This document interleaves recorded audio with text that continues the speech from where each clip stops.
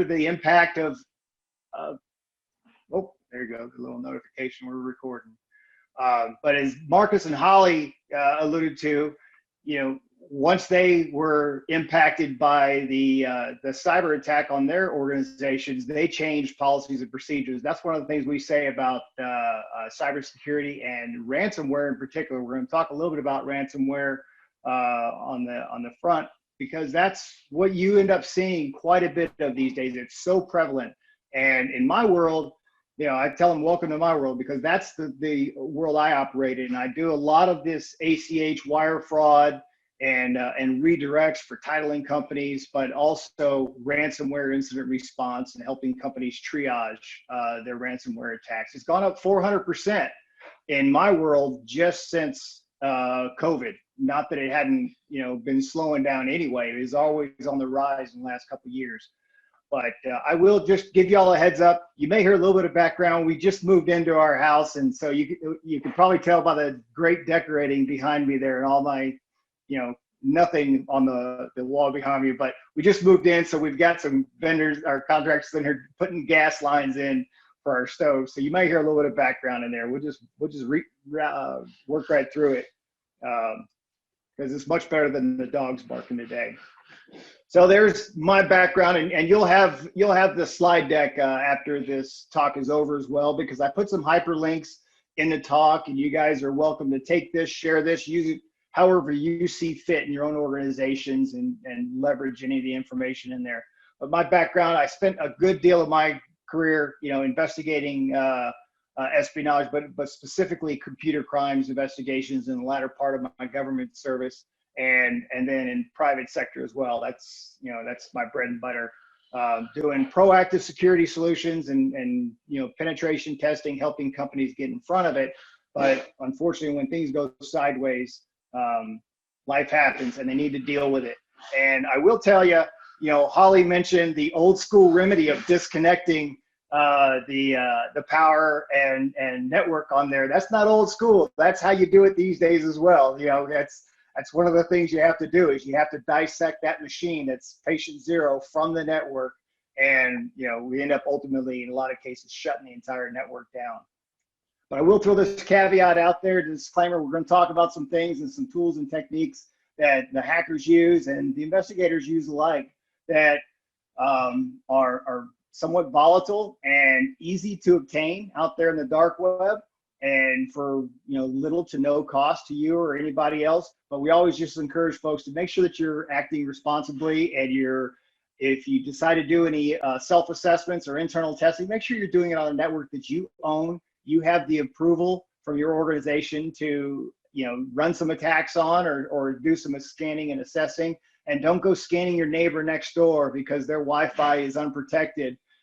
Even though they may be scanning you. There's no hack back and payback kind of rules out here. But as we say in the counterintelligence world, if you play stupid games, you win stupid prizes. So don't end up getting yourself in trouble because you downloaded something for free and you launched it on another organization. So with that, we hear a lot about cyber threats these days, and you can't turn on the news today without hearing about somebody being impacted with malware, ransomware, or somebody losing a laptop at a hospital or something like that, where all of a sudden now they have a data breach or they have a data leak, and they're mandated by state and local requirements or even federal requirements to do a data breach notification. And depending on the number of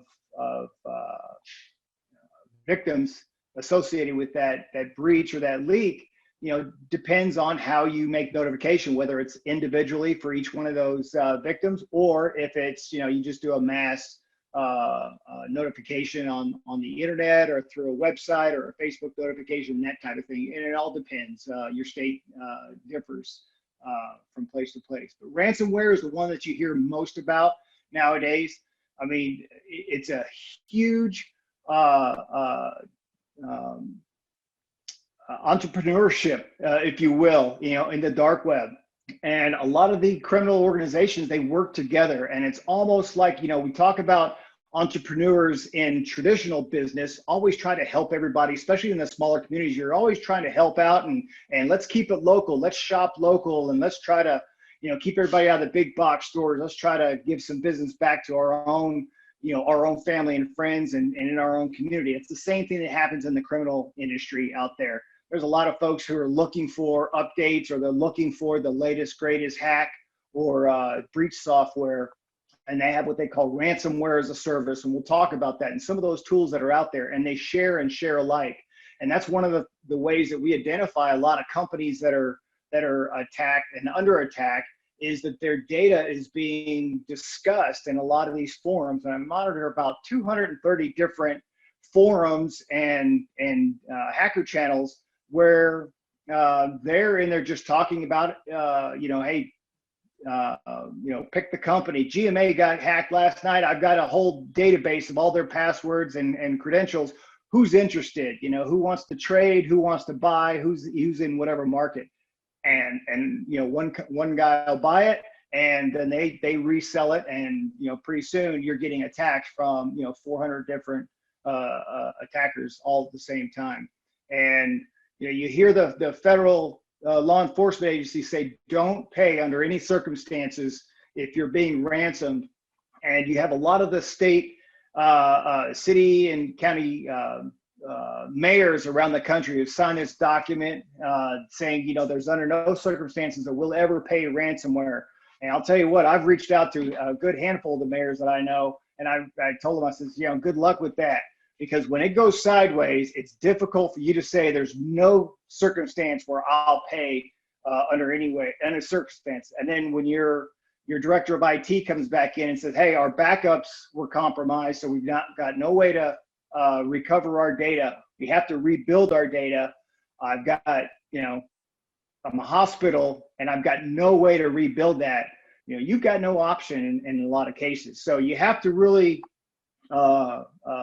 take that with a case by case incident, and it's difficult to say under no circumstances. And even a lot of the federal law enforcement agencies, when they've said that themselves, you find that they've gone and they get attacked themselves. And no disrespect to my law enforcement brothers and sisters out there, because I come from that community, but the law enforcement community does a really poor job in a lot of instances, only because that's not their core focus out there of protecting their network. They're community facing and they're community driven. And while they have a lot of responsibility and a lot of protected data out there, a lot of these, mostly the small and mid-sized law enforcement entities, they don't spend a lot of time on that protection. And it's usually after the fact that they begin making the proper investments in protecting their networks.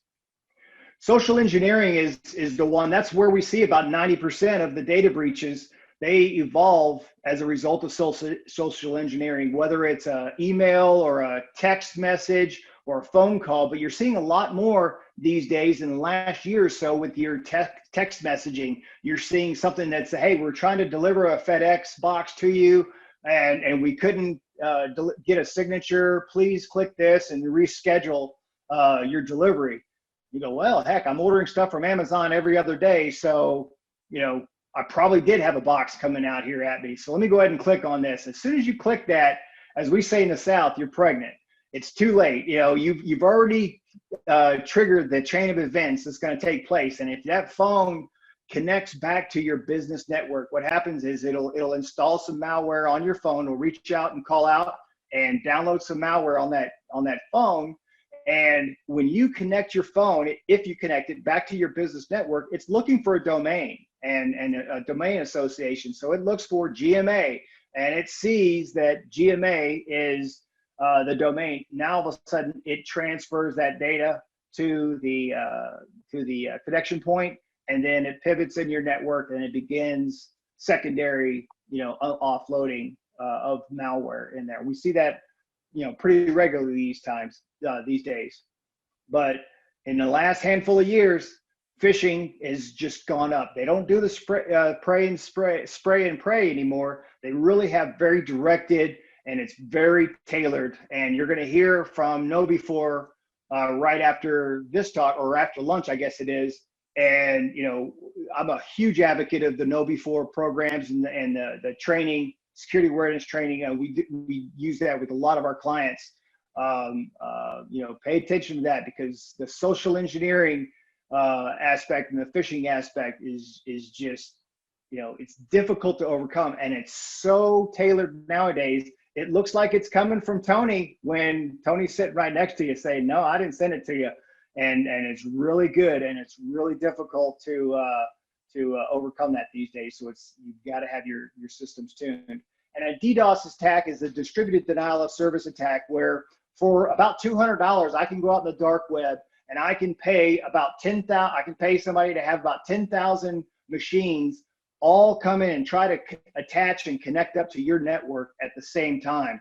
Now, that doesn't really impact your network from a stability standpoint, other than it doesn't allow you inbound or outbound traffic. It just bottlenecks all your traffic, and it just shuts down your ability to communicate outside of your network. You may see common traffic and everything looks the same inside of your network, but outside of it, you can't communicate with me or send me an email or anything like that.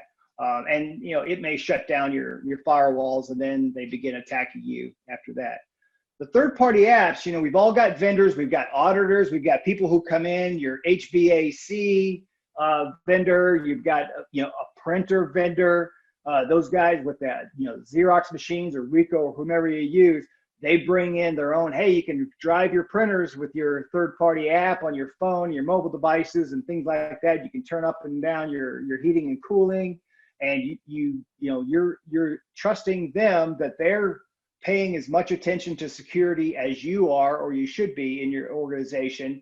And in a lot of cases, that's just not the case. They create an app, and that's the last time that app gets updated in a lot of cases, or it's just a connected device that they're able to drive and connect from their home office. And so you're creating them a pathway into your network.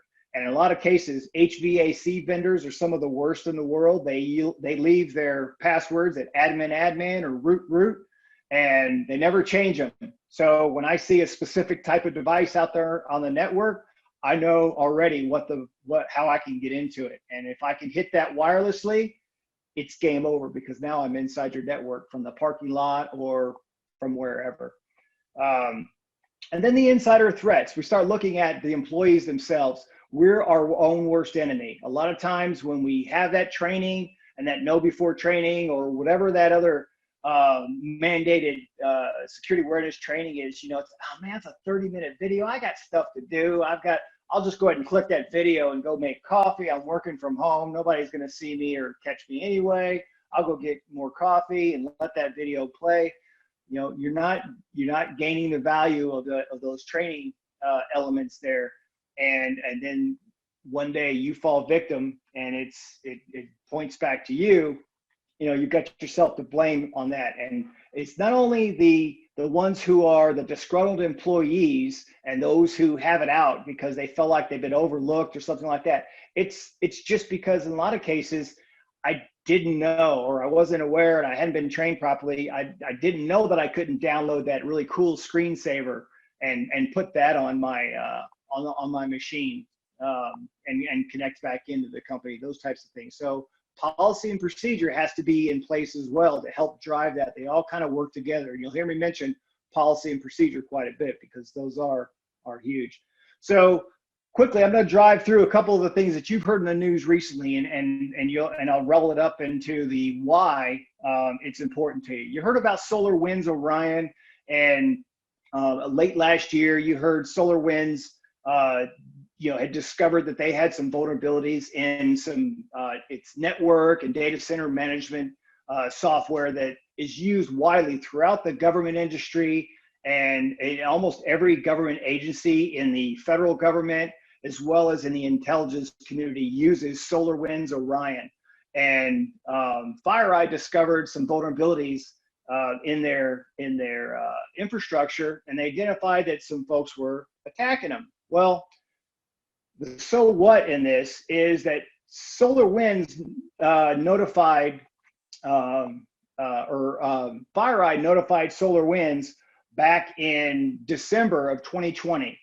And what they discovered throughout their internal investigation initially was that the threat actors had been in their network since September of 2019. That's well over a year that the bad guys were in their network. So you think about it, they've been doing all this recon throughout the intelligence community and all the Department of Defense networks by using SolarWinds Orion. So think about all the third order effects of who all's impacted.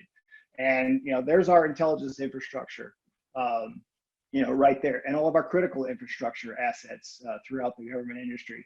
That investigation is still ongoing today. They're trying to still do impact assessments and damage assessments throughout the agencies, but that rolls out to not only the U.S. but also all around the world and anybody we're dealing with in our federal sense as well. And it's the message here is when you identify a vulnerability and somebody tells you, hey, it looks like we've been impacted and somebody has gotten into our network, it doesn't necessarily mean they got in last night. It may feel like they got in last night, but in most cases, what we see with ransomware is that they've been in your network 3 or 4 weeks, up to several months in many cases, and they're doing all that recon and they're waiting for that specific window of time. And usually it happens on a long weekend or a holiday. That's how I spend my holidays, is triaging and responding to ransomware incidents, because they wait for that Friday when everybody goes home and they kick it off while everybody's on a long weekend and they're not watching the gates. And that's when, it usually kicks off. So as we started wrapping up with some of the news of SolarWinds, we started rolling into the Microsoft Exchange vulnerability. So people who were running Microsoft and Office 365 at the time, it's now Microsoft 365. But if you had Microsoft Exchange server and you ran it on-prem on your own network in your organization, not in the cloud, but if you ran it in your organization, you were impacted as a result of this. And lots of companies throughout the U.S. as well all around the world as well. But U.S. was highly targeted in this. And what happened was when they found the vulnerabilities, there was a lot of ransomware being dumped in the back end out there. So even after you were notified by CISA or DHS or whomever notified you directly of the vulnerability and went in and scrubbed it and ran the patches, and we pushed that out to all the clients. You also had some ransomware that was just lying dormant in there waiting to kick off at some point down the range. What happened was on March 2nd is when Microsoft released the patch, and we pushed that out to everybody, and you didn't see a lot of future impact on there until the next day, when everybody got word that Microsoft has released this patch. So now we know this patch is out there, and those organizations out there on the right side in the red, they started scanning because there was a notification release of who all was impacted, and that got released into the wild. So now the bad guys knew all of the organizations around the country that were vulnerable to the Microsoft Exchange vulnerability, if that makes sense. Now they knew who to go after. And how often do your organizations do the Microsoft updates every Patch Tuesday? A lot of companies don't. A lot of them say, I'm going to wait because I got stuff to do, or I'm going to wait because I heard that there were some issues with this one. We'll wait and we'll run it next time. And they run critical patches regularly, and a lot of people will just sit back and wait.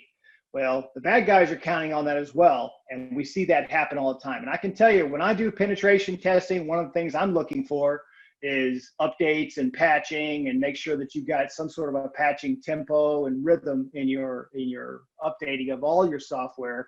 And it's a common finding. It's almost like a cut and paste finding in most organizations, because we see that lots of machines are vulnerable because they haven't had, especially those critical security patch updates done regularly. So the so what in that is, when you're dealing with one vulnerability, the hackers will find out that there are those other vulnerabilities that are out there as well, and they'll capitalize on that. And it's almost like those distraction bombs. You hear an explosion over here, wait for the second explosion. That's really the one, because they want to distract everybody and have everybody rush over to that first explosion and then come over here and they're actually, you know, targeting somewhere else. Well, we see that a lot. And recently I was dealing with a ransomware case in a hospital. And, you know, as this story broke on the Verkada cameras, which are high security, or cameras that are usually used in high security spaces, hospitals, jails, corrections facilities, Tesla uses them too, by the way. And they found some vulnerabilities in there. And so as I was driving away from the site, heading to the airport, I got word of this and reached back to the IT director there for the hospital that we were just at, realizing, you know, I think I saw Verkada cameras running around inside the facility in there. I better call them and just double check. And sure enough, you know, when I asked him, hey, do you have Verkada? You know, his answer was, you know, don't know, you know. And so now here you are dealing with that. That's already a stressful, you know, life-changing moment for a lot of people in their organization. And now you have to deal with a bunch of security cameras as well that may be vulnerable in a completely different aspect, and you got to take that down. Now you're splitting your defenses, you know, throughout, and it's just eating up everyone's time. And nobody probably heard about Colonial Pipeline vulnerability, especially if you're in the Southeast. Your gas went, if you even had gas, for a period of time. It was a short window of time. It was really more that their point of sale system was compromised, and they didn't know that they would be able, if they would be able to charge people appropriately. So that's why their system really shut down. It wasn't that they didn't have the ability to operate their network. They shut it down internally themselves, but they were extorted for $5 million. They paid out $4.4 million because they weren't confident in their backups and their recovery system. They did hold off on notifying CISA, which is a Cybersecurity Information Security Agency under DHS, which is responsible for the cybersecurity for these types of investigations now. And they held off on their reporting responsibilities. And that was one of those things that's a little bit troubling because they are a critical infrastructure and they impact a significant portion of the country, obviously, because they are a critical infrastructure. And, you know, that message of transparency matters. So if you are impacted and you do have a reporting requirement, don't hold off. Don't be afraid. If you look at the Fortune 100 organizations, everybody's had their day in court nowadays. Everybody's had their day in the news. It's all about how you respond to it. One of the taglines of my company is, you know, data breaches will happen. How you respond defines your company. Look at the Uber organization. The CEO of Uber several years ago, when they were just getting kicked off and popular, they got hit with an attack and they were extorted, and they got hit with some pretty serious malware at the time. The CEO at the time reached out to hackers, another set of hackers, and tried to pay them $120,000 to make it go away and to hack the hackers who were hacking them. Well, he paid them $120,000, and those guys went public on the fact that he paid them. And so he's no longer the CEO, obviously. But, you know, there you are trying to sweep it under the rug. You can't sweep this under the rug. It's going to be a bad day for everybody. So it's not, you know, oh my God, we got hit with ransomware, everybody's getting fired. That's not the case. Now, if there's negligence involved, then that may be a different story, obviously. If, you know, you were notified, you know, a couple of months ago to fix these vulnerabilities, and you just said, you know, we'll be okay. That's a whole different story. But transparency matters. The good news story on that is that, you know, the investigators were able to recover a lot of the money associated with that breach because the hackers themselves had poor password security practices. We talk about, you know, protecting your passwords and two-factor authentication. We'll talk about that momentarily, but they didn't have two-factor authentication on their own Bitcoin wallet, and they had a Bitcoin site that they sat on too long, and they didn't use their standard practices of changing things regularly, and they left themselves vulnerable, and game over for them. So kudos for the good guys for a change, because this is an extremely rare occasion. Usually, once you pay that money, it's gone and you're not getting it back. And you can follow the Bitcoin laundering and washing of the Bitcoin. If you pay somebody 10 Bitcoin, we can follow that for a period of time and kind of watch it where the person that you paid in their Bitcoin wallet distributes that 10 Bitcoin into 10 different accounts. So now I've got 10 coins of 1 Bitcoin a piece. And then each of those will distribute it out. And it's kind of like that old commercial, you tell 2 friends and they'll tell 2 friends and they'll tell 2 friends. And it continues to thin out. And then you lose track of it over time. It's really difficult to track. But their password was discovered in a leak, and they didn't have 2-factor authentication on it. And then it was game over. So, that's how people, bring it back around full circle. And you remember what the third order effects were, right? So long lines, people were filling up, Christmas totes and shopping totes and things like that with gasoline at the pumps and, violating all kinds of other crazy laws. But anyway, long weekends are when a lot of the events like this go sideways. Memorial Day weekend, you heard in the news with JBS, one of the largest meat suppliers in the country. They supply about, I believe, if I'm not mistaken, like 25% to the entire country. So when they went down and they got hit with ransomware, it impacted about 150 plants around their infrastructure, several of which were here in the United States. And so we lost about 25% of our meat production. I think all the vegans out there were all screaming and yay, yay, that week, but it was short-lived. They recovered quickly in that, but it's one of those things, it can happen to anybody. They've got a lot of money dedicated to their cyber infrastructure. So when you start thinking about these large organizations like this and the manpower and money that they dedicate to cybersecurity protection and proactive security, think about your organization. Okay, I'm not a multi-billion-dollar organization, although maybe some of y'all are, I don't know. But, they can fall victim, so can we. It's not, you can't have that machismo attitude of, nah, we're good. We don't have to do anything different. We're good. It's you need to be proactive. You need to be ready to recover. You need to practice those recovery strategies, and we'll talk about that shortly. Because at some point, it's going to be your day in the news, and then it's all about how you respond to it.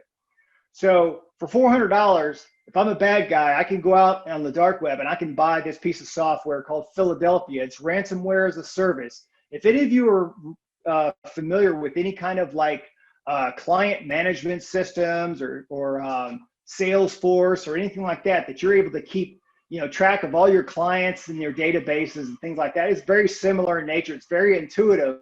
And so I can launch ransomware from this piece of software for $400, and I could shoot it to large database lists that I have out there and hit several hundred or several thousand victims all at once. And whoever, I'm just waiting on somebody to click on something, and then it starts adding them to my little ID codes on there, and it tells me what system they have, what their special unique ID code is. That way I know who's communicating back to me, and I say, hey, you got to pay me 1 Bitcoin to get your data back, and this morning Bitcoin has dropped down to like $32,000 per Bitcoin. It was up to 60,000 a couple of months ago, but it's very volatile and it's changing all the time. But the cool thing about it, I think, and it's kind of geeky, and I love that part of it, is there's a give mercy button down there on the bottom. So if you give them a good enough sob story and you can tug at their heartstrings, and because we all know the hackers are really passionate and compassionate people, right? Probably not, but in a few cases there you can get them to give you the encryption keys back at no cost to you. There are a couple of organizations that if they accidentally hack a hospital or a senior citizen's home, they will give you the keys back. They even say that on their splash page. We don't actively attack hospitals and healthcare facilities. And so if you are one and you've fallen victim, please reach out to us and we'll give you your keys back. So that's kind of nice of them, but that's not always the case. Jokeroo is another one of those pieces of software that's like that, that is very intuitive. But what's happening and what's really changed the way that we deal with ransomware these days as well is it's not enough these days to just have successful backups and you have confidence in your backup strategy. Your IT guys, no, we back up everything every night. We're good to go. We're backing it up several layers. So if we get hacked, we're okay. Well, if you get hacked and you get hit with ransomware and you come in Monday morning, they've already been in your network probably, 11 days at a minimum and up to several weeks. And they've been slowly exfiltrating critical data that they see and they feel is critical to you out of your network. And what they do is they drop it on their sites. And this is the Conti site. And they hit a lot of hospitals, a lot of heavy infrastructure all around the world, but they do focus quite a bit in the United States. I pulled this one down. I pulled this screenshot down just this morning. This is, you look at it, the city of Tulsa, they got hit about a month ago. They dumped their data yesterday on there. And this morning they dumped, East Texas Alarm. I don't know who that is. They're in Tyler, Texas. And then Antwerp local schools. So they hit a school system. So what they do is you can click on there if you're on that site, and this is on the dark web and a torrent site. You can click on that link right there, and you can go and look at the data that they've dumped, they've extracted from the network, and it's kind of the proof of life. When they say, no, we were hit with ransomware, our IT guys cleaned it up, and we're good to go. We confirmed that no critical data was exposed, so we don't have any notification requirement. And then that data shows up out there in the wild and it's publicly available, you've got an issue. It's about that transparency. So you need to be looking for that. And we do that. We hunt those sites and lots of folks are out there doing it, but there's lots of different ransomware families that are out there that are hitting them. And that's just an example of some of those groups that are out there. And here's a collective link of a lot of different families or flavors, as we call them, of ransomware. And then over on the right side, the markets that sell them and resell data. So when they get something that's good and juicy, and that's the ones you see in the news, like the celebrity sites or the celebrity lawyer sites. And that way you can see, pick a celebrity. You could see all the sealed stuff that was in their lawsuit that didn't really make the news. That stuff is being leaked out there, and all the pictures, those types of things. But it ranges in lots of different varieties, all the way down to, hey, you can tell that somebody's an old school 8-bit kind of attacker group, and they like the old school look. Looks like an old Atari machine or something like that. So with that, just kind of pointing out a lot of the obvious things and things that are in the news, kind of setting up, okay, what can I do to kind of get ahead of this? Because at the end of the day, if they want to attack you and you fall on somebody's radar, you're going down, and it's all about how you recover from it. As we say in our world, I don't care how much you spend on your guns, gates, and guards, and you could have the best security in the world. At some point, it's going to be your turn, and it's all about how you recover from it. And here's kind of the numbers for those who are statistics wonks who like to kind of wrap their arms around that. 11 to 13 days is the average that they've been in your network before kicking off that specific attack. And then 18 days is the average downtime. When I was at Oak Ridge National Lab, we got hit by the Chinese about 6 months before I moved to Reno. And we had everybody and their brother. We had Microsoft, we had Mandiant, which has now been acquired by FireEye. We had the NSA down there, and everybody was helping triage this. And this is a national laboratory doing national security work on behalf of DOE. We had the decryptor keys for the software in about 2 weeks time, because one of the other national labs also got hit by the same attackers, and it took that long to be able to determine that the same decryptor key there worked at ours. That's not the case these days. It's very unique for each one of the victims. But we were down for well over 2 weeks. an entire national laboratory of 4,700 people offline and working internally. And you want to talk about people in the country going sideways? That's what happens, right? So there's your and I'll talk about the negotiating of the costs here a little bit later. But it's kind of like going to the flea market. If they're asking for 10 Bitcoin, if you find yourself in a position where you have to negotiate and you have to have a conversation with the attackers through whatever means of communication they provide you, you can negotiate that down. You give them a good enough sob story. If they're asking for 10 Bitcoin, that's really about 2.5 Bitcoin. It's almost like going to the flea market. If they're asking you for, $10 for that cup, you can usually get that cup for $2.5. Never pay full price, but it is negotiable. So responding well, it requires you to plan well. We talk about policies and procedures. I was glad to hear both, Marcus and Holly, when you guys are sharing your stories, and appreciate you, because it's a scary thing to be able to kind of come open in public, especially with your peer groups. But you both mentioned policies and procedures, and that's one of the biggest things is, we establish policies and procedures to keep everybody on the same page and everybody in tune, because it's really a culture change. And a lot of the importance of, we call it culture training in a lot of places. Some people don't like that term, and I don't care. But the reality is everybody needs to be on that same page. Everybody has to understand the why.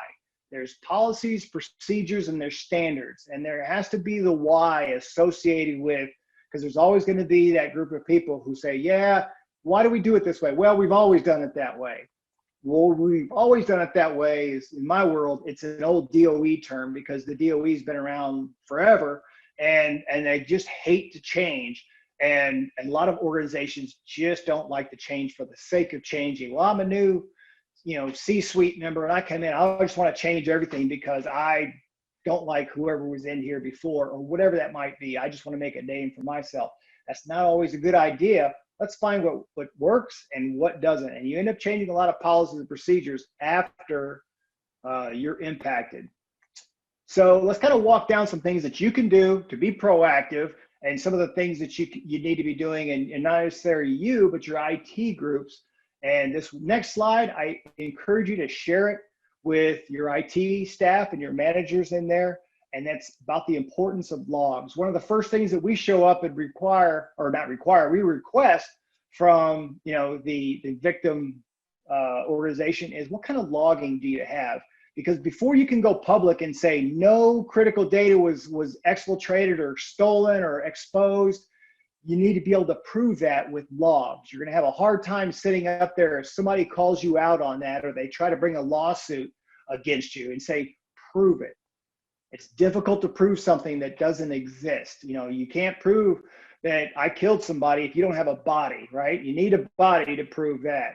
So the importance of logs, the logs will show you, if somebody broke into your network, and it'll show when they came in, and the exfiltration of data will cross your perimeter, and that'll all be logged.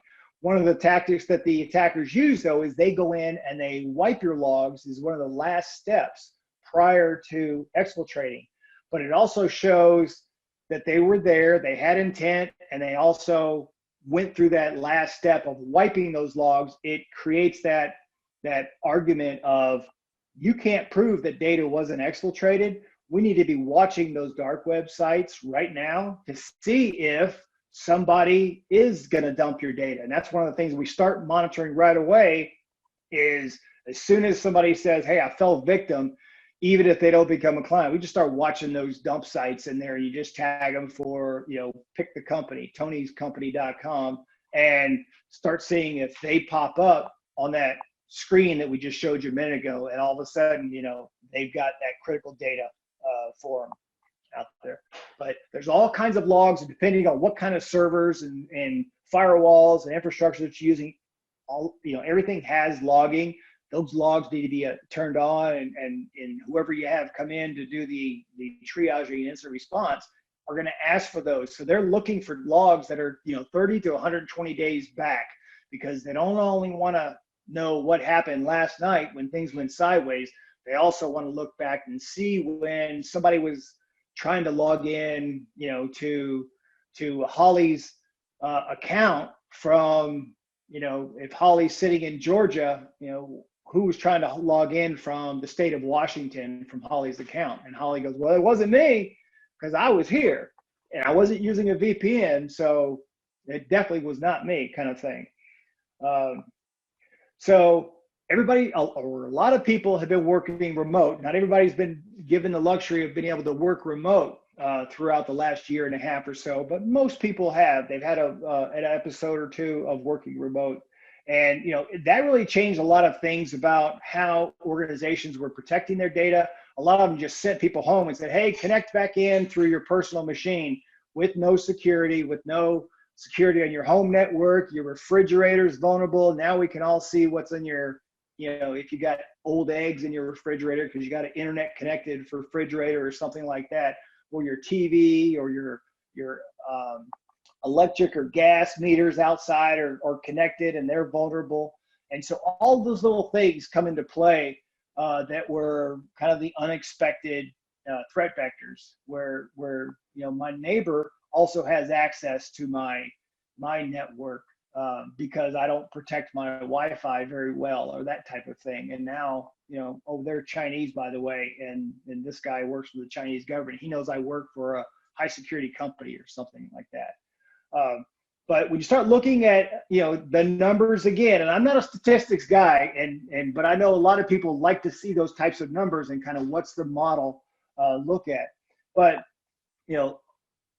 ask yourself as you look through that slide right there, what is it that you did? Did you share things with, did you take a company laptop home and share it with a family member because they needed to get on the internet to go, order something from Amazon or whatever that might be? Now I've got somebody's personal credentials and they saved them in my browser on my work laptop type of thing. Now I'm, potentially impacting them and their accounts type of thing. Or am I doing personal work on my business laptop, or vice versa? Am I doing business on my personal laptop? And so we bring that same level of risk in there. And interestingly enough, men are more prone to sharing with somebody else, a family member, than women are, which is, I find that a little bit more interesting because women are a little bit more giving than men. A lot of times men are more selfish in a lot of aspects. But the thing I find really interesting is that 16% of the people who were surveyed in this said that they've done none of those things. And you know what I say? 16% of those people are liars, because I know damn well that they did at least one of those things in there. And, working on a public Wi-Fi network is one of those most common ones that pretty much everybody has done it at one point in their life. And, anyway, it's one of those things that really, remote work habits really increase the risk in an organization. Password management, gone are the days where you have to change your password every 30 days, 60 days, 90 days. If you're using two-factor authentication and multi-factor authentication, you need to change those from time to time when a compromise occurs, or you find out that password has been exposed somewhere, and you can be looking, out in the wild for dump passwords. It's an easy thing to do nowadays. But if you're using two-factor authentication, and you should be, on every account that has the ability to use it. And for those accounts that don't have the ability to use multi-factor, consider using another service or another application, because that's your protection for 90% of these attacks. If I've got my Gmail account even, and I see that somebody tries to log into my Gmail account, and I get a pop-up on my phone that says, hey, we just got a login on a new Mozilla browser from Brazil. Is that you? I can just say no, and it shuts off and it logs out every one of my other machines, because maybe somebody's sitting at the house trying to use it, and it protects that account. It does that for all. You pick the big services that you're probably using: Dropbox, Spotify. I mean, all those things that are commercial as well as your business services. One of the things that people, steer away from two-factor authentication because it's difficult to set up in the front end, and it's time consuming. It's getting more and more intuitive these days.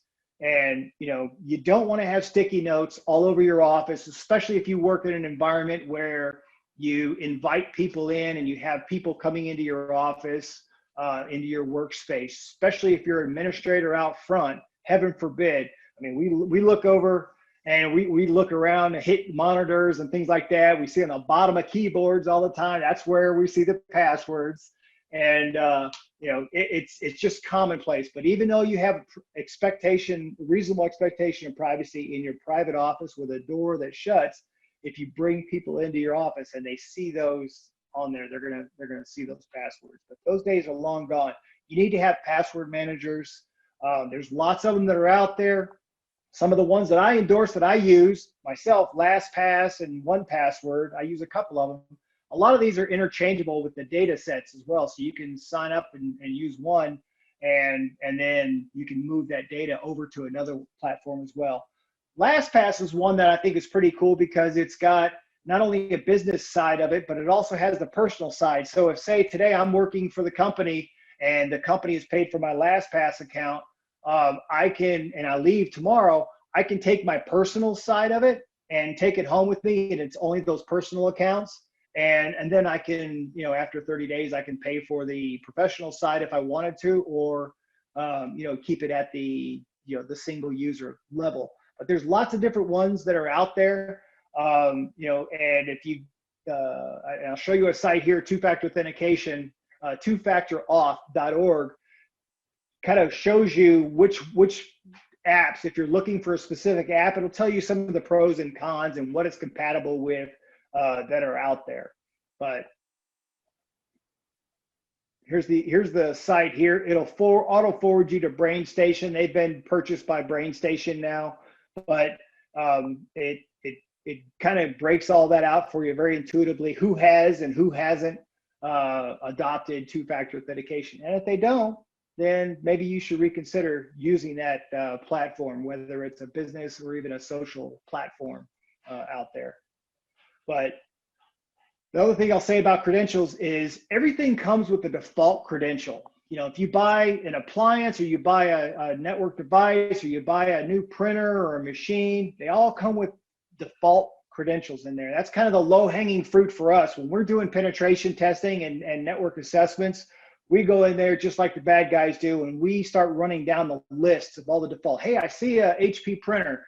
Boom. All right, I know what the default password is for HP printer. I know what the default password is for Xerox. Let's see if they've changed it. I'll guarantee you, if you all go in, everybody who's on this right now, if you go back and you ask your IT guys what the default password is for their or what the current password is for their Xerox printer, if you got them in there and you got a Xerox vendor, I know what your password is, because Xerox printers, they don't change them. The vendors, because they've got a field technician that's out there, and they service, a couple of hundred different clients all around a specific region, and they don't have time, because passwords are hard, and they don't have time to remember everybody's passwords or put them into a password manager. So they leave the default passwords in there.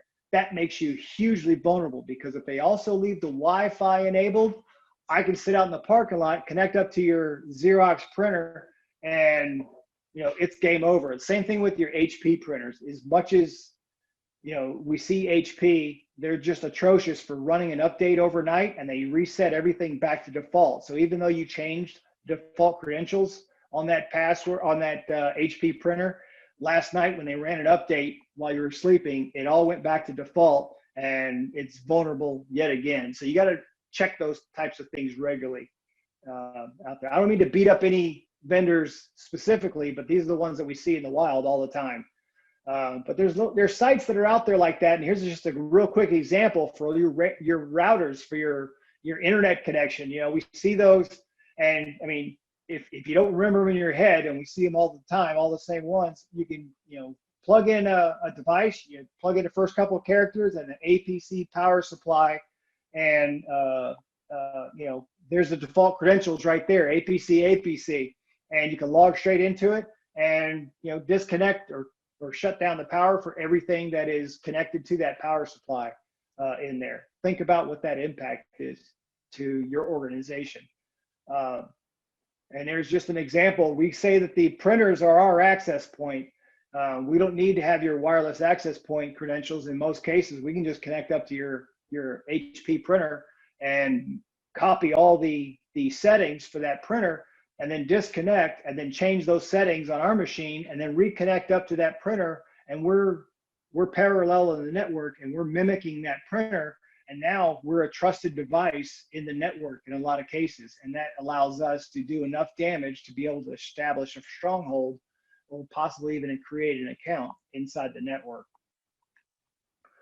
VPN. A lot of companies said, hey, you know what, you need to work from home, but you know, we don't have VPN services here, so I'm going to open up a port on the network, and you just connect back into the network, and we won't tell anybody what that port is. You know, in most cases, it's remote desktop, it's RDP 3389, and that's one of the most known ports and most vulnerable and most attacked ports that are out there over the last couple of years.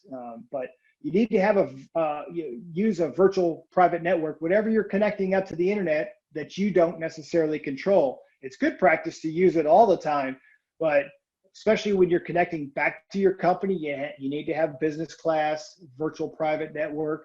And even when you've got your mobile devices, your phone, as well as your tablets and your laptops, and you're out on the road in hotels or at the, you know, Starbucks or wherever you're having your coffee, use a VPN to be able to connect up. Because when you connect up to those public Wi-Fis, they're exactly that. They're public, and you become a high value target, especially when you've got a little sticker, a control sticker on the back of your laptop. And it tells me as a bad guy sitting in there, that's a business machine. It's probably got some business sensitive data, whether they're government or private, doesn't matter. I'm probably going to have a little bit of fun if I'm a bad guy attacking that machine in there. And make sure you're always backing up your data. You've got a backup strategy, a 3-2-1 backup strategy is a great strategy to use.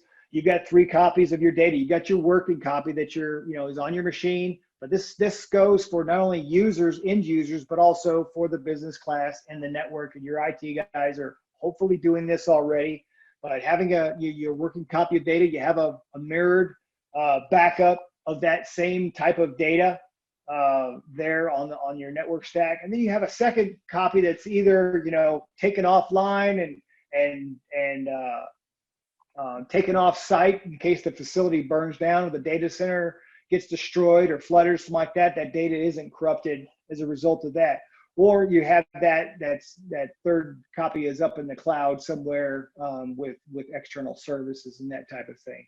But the critical piece on your backup strategy is, okay, we've invested in the backup strategy, we put it in place, we feel confident, but now we've got to practice it. We've got to recover that data from time to time. The most anxiety that an IT staff can have is when they do get compromised and everything, all the spotlights are on them.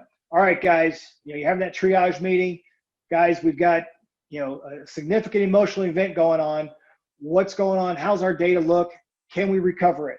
And they're all going, yeah, we got a great backup strategy. When's the last time we practiced it? Never. And now there's a lot of anxiety when they reach back there to get ready to push that button for recovery when it's time to rebuild that data. And it's like, damn, is this going to work or not? I don't know. And it really does a lot for your team to be able to have that confidence and practice it. Do structured recovery tabletop exercises and rebuild it into a virtual environment to see if it actually does work. That way, when it does go sideways, everybody's like, yeah, we got this. So the other thing is any malware solution, antivirus, anti-malware, there's so many that are out there. It's tough to say, hey, this is the one that you should use or you shouldn't use. I can tell you what you shouldn't use. If it says Kaspersky Labs on it, you should not use it under any circumstances. It used to come free with Dell machines for years and years.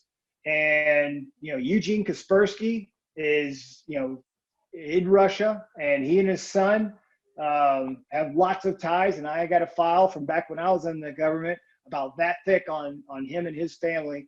And I'll tell you this, that you should not have any Kaspersky in your business network or in your home network at all. Take it off, scrub it, kill it. And if you're using the free version of any of your antivirus solutions, with the exception of that Bitdefender that comes with Microsoft Windows 10, Bitdefender is really good these days and a lot better than nothing, but it's a lot better than most. And a lot of organizations are running Bitdefender on their individual machines, even by itself. But I strongly encourage you to use Malwarebytes on top of that, whatever you're using. It really helps kind of complement itself, and it works very well with those in malware triaging and blocking a lot of that. But remember, free isn't free, and you get what you pay for when you pay for the professional versions of a lot of these security solutions. Now, I'm gonna leave you with two quick tutorial things, and you'll have this. You don't have to do it now, obviously, but you'll have it in the slide deck here. So most people are Windows users, and if you're using Windows, you should be using Windows 10. If you're using Windows 7 or older, you need to not be using it in there. I need to move that probably over the other side over here. That keeps popping up. But Windows 10 has some ransomware protection built into it over the last several updates that you don't necessarily see. That's not as intuitive. So if you go down to your toolbar down there and you start just typing in your search bar Windows security, it'll pop up, and it'll pop up with that window there, and it'll show security. If you scroll down to virus and threat protection, you'll see that, and then you click on that, you'll see the ransomware protection, and that will pop up and give you further instructions on there on setting up your ransomware protection on your individual machine and your individual account. So if you got a Windows, or if you got a Microsoft account or like a Google Drive, it'll help you build, especially for your personal machines as well. You can build your own backup strategy in there, and those are things that you're probably already paying for. Especially if you've got like a Microsoft account already, you've got OneDrive that's already there, and you build that up, and they provide that protection. It's something that a lot of people don't necessarily realize they have, and enable it, take advantage of it, leverage it. And if your IT staff discourages that, a lot of times it might be because they have their own solution already in place, and verify that they do have something in place, as opposed to just, no, I don't want you to do it because we don't want you to do it. Now, you need to have some sort of a validated backup solution, if that makes sense. And last thing is, on June 8th, if any of you have, Amazon, Alexa, or any of these, oops, as I trigger mine in here, because I've got, my house is a ridiculously dumb smart house.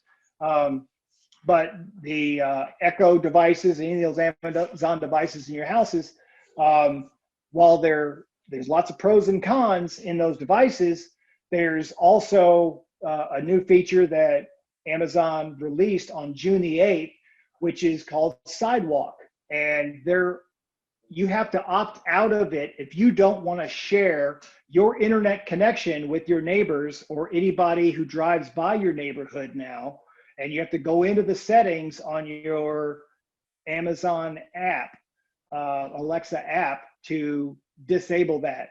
And I'll show you right here how to disable it. But what it does is it creates kind of an umbrella around your neighborhood, around your home, that somebody, if law enforcement needs some connection, but also if your neighbor's internet goes down, it picks up and it allows them to use your internet for a period of time until theirs comes back up, and vice versa. I don't want my neighbor using my internet, and I try to not use their internet either. But if they leave it really wide open, I send them nice messages on their printer just so I can tell them to tighten up their security. But it's really intuitive and easy. You just go into your Amazon app and you select it, and you just kind of walk down each one of those 7 steps, or 6 steps really, and then the 7th one is close it.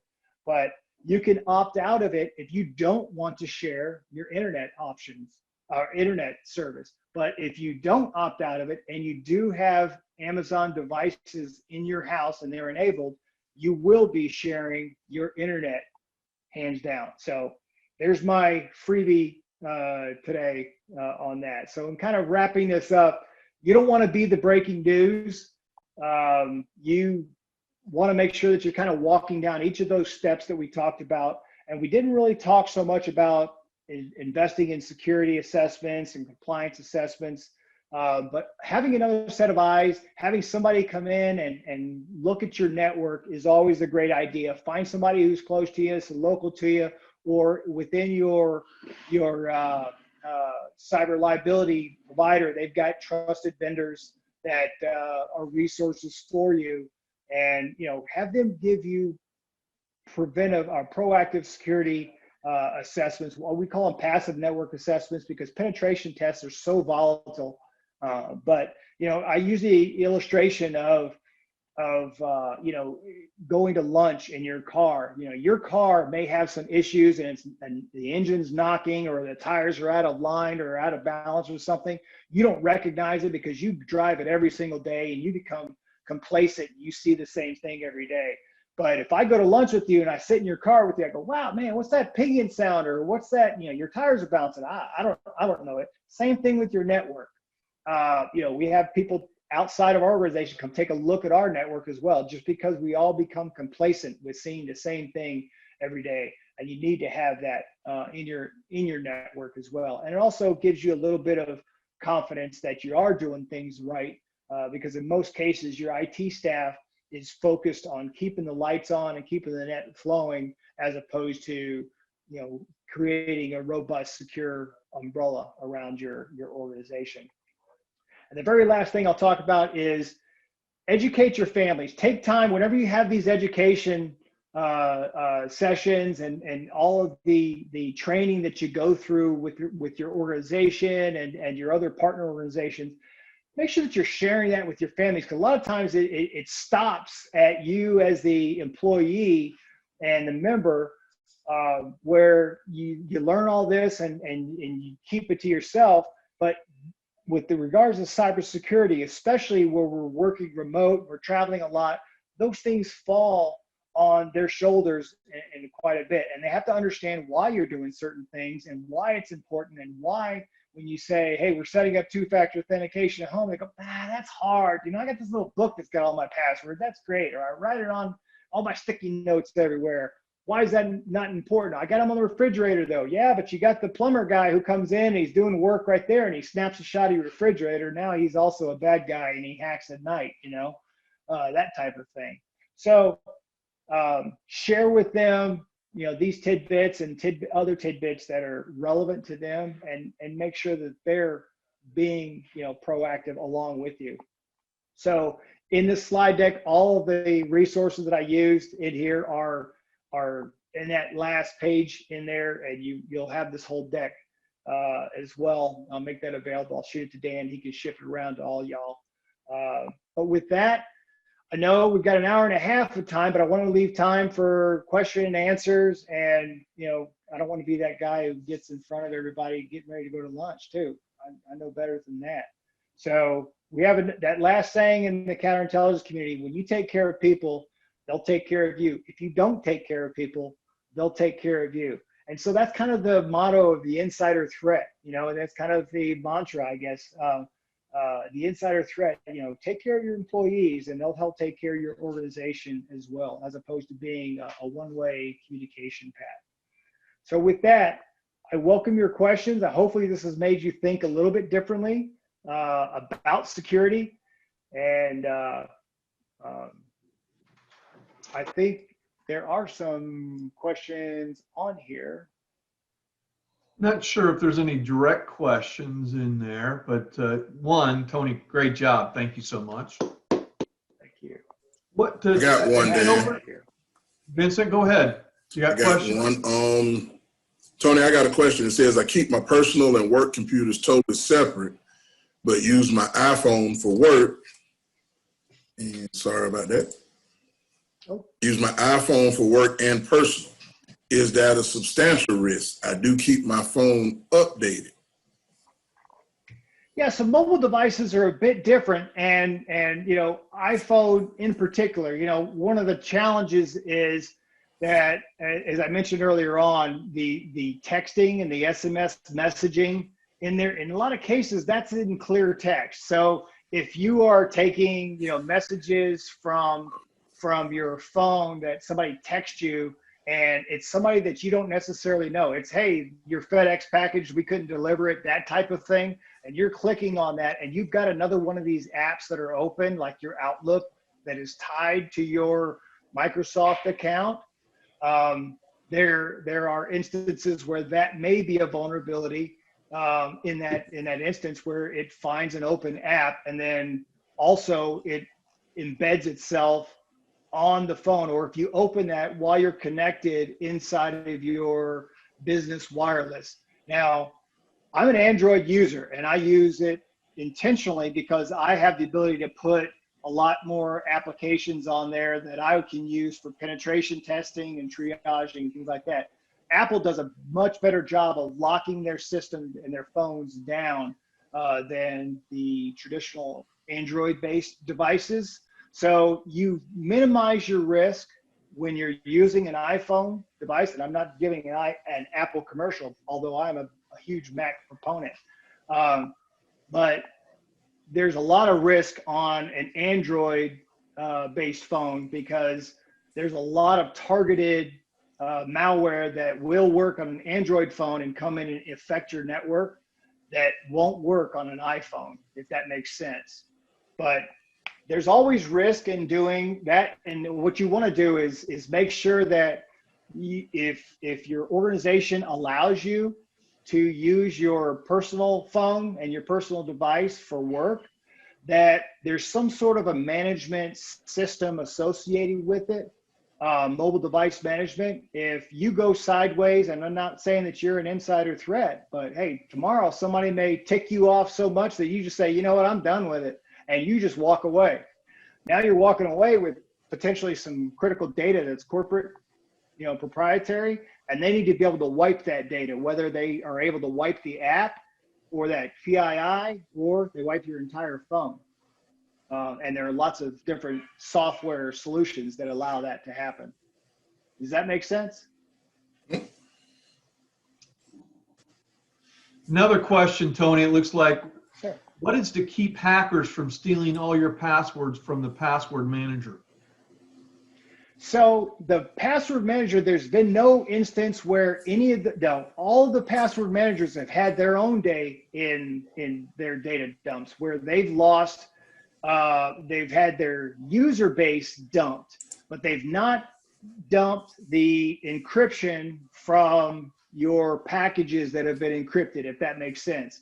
They use, in most cases, 1024-bit encryption, which is well over, AES 256. They use 1024 or 2048-bit encryption, which is double that. They're not going to be able to decrypt that in any of our lifetime in there. Now, I say that kind of tongue in cheek because, everything that we say today, they'll never be able to do that. Fast forward 5 years from now, who knows? That may be, rudimentary process in 5 years. But for today's standards, that's something that just hasn't been done, and it can't be done to anybody's knowledge. And we've got the biggest brains in the intelligence community and NSA and those folks trying to defeat those types of encryption standards, and it's not being done yet. But they generally are dropping and dumping user accounts and not the crypto themselves. But even when it is dumped, you've got the safety net of knowing that it's been encrypted, which kind of brings you back to why we use full disk encryption. I don't know that I really focused on that much. Full disk encryption on your mobile devices. Make sure that that is enabled, because that'll avoid a data breach requirement, notification requirement. So if you've got a laptop, even if you've got HIPAA data on there, or other forms of PII and client data, if you've got full disk encryption and you can prove that that's your standard and your policy and procedure, that all your devices are not just Dan's machine and he's the only guy because he's the only one who travels, but nobody else has their machines full disk encryption, and Dan lost his laptop at the airport, you'll have a hard time arguing that one. But if it's our standard in our organization that everybody who's issued a mobile device and a laptop for travel, they immediately are full disk encrypted in there, then you won't have that mandate, with the exception of certain programs. There are some that say, I don't care if it was full disk encryption, we want to go ahead and go overboard on that. But you won't find any state mandate that says you have to report that accordingly. How do you know if your system is full disk encrypted? You can go in and you could go in and check that in your security settings. Like for a Windows machine, for a Windows 10 machine, you can go under your security settings in there and just type in you can type in either full disk or you could type in encryption, and you'll see a drop down window in there, and it'll tell you if it's on or off. And I strongly encourage you to have your IT folks do that on business machines, because in a lot of cases the IT staff has your machine locked down where they don't want you making changes, and in a lot of cases you can't make that change yourself, and you may not even be able to see it if it's controlled in a certain way by the IT staff. But for personal machines, you have full administrator control to be able to do that. And on a Mac machine, you just go up under the security settings in there, and you look under your firewall settings, and it's got full disk encryption. It's just a toggle on and off. Ashley Abercrombie made a statement: be careful of password app developers who don't keep up with updates to iOS. iPassword example. Yeah, they they all have had their day, and so that's always a significant point. And to make sure that you're checking for those updates regularly, and if they haven't had an update in a while, there are some they just kind of fall off the radar, and we've invested in, pick the company, and then we realize that they haven't sent out an update in a year. That should be an indicator that they're kind of falling off the radar of keeping up with tech and keeping up with the security changes, and it's time to maybe migrate away from them. Now, I will tell you, if you look at some of the virtual machines that I use, we keep, people who are pen testers and security folks, and maybe some of the folks that you work with as well, who do some security work for you, ask them to show you some of the operating systems, because we keep instances of, bad software as examples, and we use, Windows XP and Windows 7 and Vista, because there are some applications and some hardware systems, especially in hospitals, that we have to be able to attest, and we have to use some of that old legacy software that we know is not getting updates, but we keep it encapsulated in containers where it doesn't bring a lot of risk. But we're the biggest violators of everybody. We preach it to the choir in a lot of cases, and then they look over and they go, wait, you're on a Windows Vista XP machine. So it's a controlled environment, so don't try this at home. Another question: do you recommend full encryption of Android phones? Yeah, so you've got the ability, and by default, your OS is probably coming with, and I can't say for a fact on Google Pixel devices, but the Samsung phones, they come full disk encryption is enabled, and your iOS devices that Vincent was referring to as well, they come full disk encryption by default, and your iPads as well. I have a question for you, Tony. So the vast majority of people on this call they're not high-tech folks. They don't have an IT background. But so they're going to be asking questions to their IT folks. So what are the top 5 questions they should ask to their IT folks to ensure they have a substantial cybersecurity process in place? I'd probably go back to that, that last slide. Are we using, do you mandate, full disk encryption, but also two-factor authentication? How come I don't use it, or how come we don't have to use it across the board? Because you may see it on your Microsoft account, or your business, your Google business account, and those types of things, but a lot of cases you won't see it across the board of all your applications throughout your organization. Ask them why. There's probably no solid answer other than we're not there yet, but it's not a poke in the eye. A lot of times they'll be on the defensive in there when you ask them questions about the network and say, look, you go do what you do and I'll do what I do, this kind of thing. And really it's we need to make sure that we're working together on it. And so are we using full disk encryption? Do we have a backup and recovery strategy? Is that being deployed regularly? And are people are the servers being backed up, and are our individual machines and user accounts being backed up? And is that a separate thing? And have you practiced the recovery? That's the biggest challenge that they'll have is, we back it up, but we've never practiced it.